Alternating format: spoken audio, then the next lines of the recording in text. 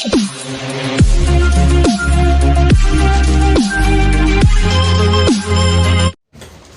Gabon, Ecobank Gabon SA et Orabank Gabon SA.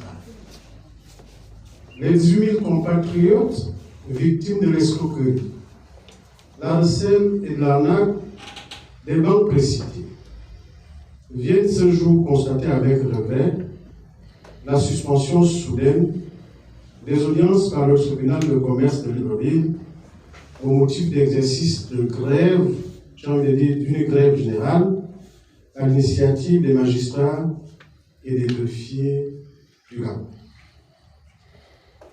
Pour pédagogie, mesdames et messieurs, chers compatriotes, il est toujours important de rappeler à nos gouvernants les principes fondamentaux et dispositions des conventions 87 et 88 de l'Organisation internationale du travail, OIT, liées à la liberté syndicale et à la négociation collective.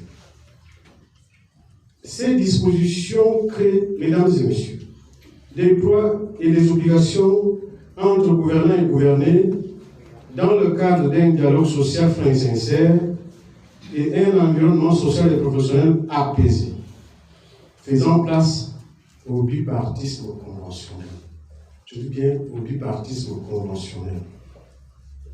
Cependant, le CAP constate pour le déplorer que le gouvernement de transition traîne expressément le pas et ou piétine les travaux de négociation avec le corps judiciaire, prétextant que la priorité reste aux préparatifs des élections politiques du 12 avril 2025. Mesdames et messieurs, mes chers compatriotes, faut-il le rappeler, dans un état de droit, le pouvoir judiciaire reste et demeure le régulateur essentiel de la vie politique, économique, sociale et culturelle d'un état de droit tel que le Gabon. Aujourd'hui, nous constatons pour le regretter que le politique a adopté la posture de primer sur le droit des citoyens. C'est pourquoi, au nom des 18 000 épargnants gabonais victimes de l'escroquerie des banques, UBA Gabon, Ecobank Gabon SA et Orabank Gabon SA, j'en appelle solennellement à l'arbitrage du président de transition, président de la République, chef de l'État, car désormais, lui seul peut finalement trouver une solution. Parce que le gouvernement a montré ses limites à répondre favorablement aux principales revendications légitimes, je dis bien légitimes, des magistrats et des greffiers.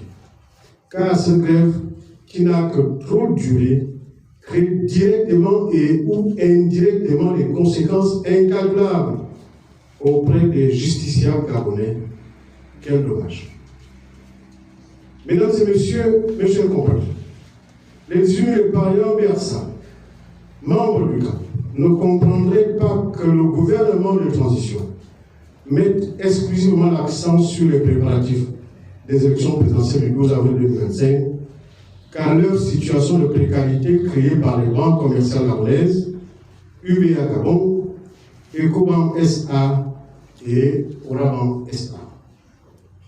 Ces compatriotes sollicitent du chef de l'État la reprise des audiences et la prise de sanctions vis-à-vis de cette question de recettes, de blanchissement des capitaux, financement du terrorisme et association de malfaiteurs mise en œuvre par les banques précitées, dont la plainte a été déposée par le CAP le 10 octobre 2024 sur la table du tribunal de commerce de Libreville.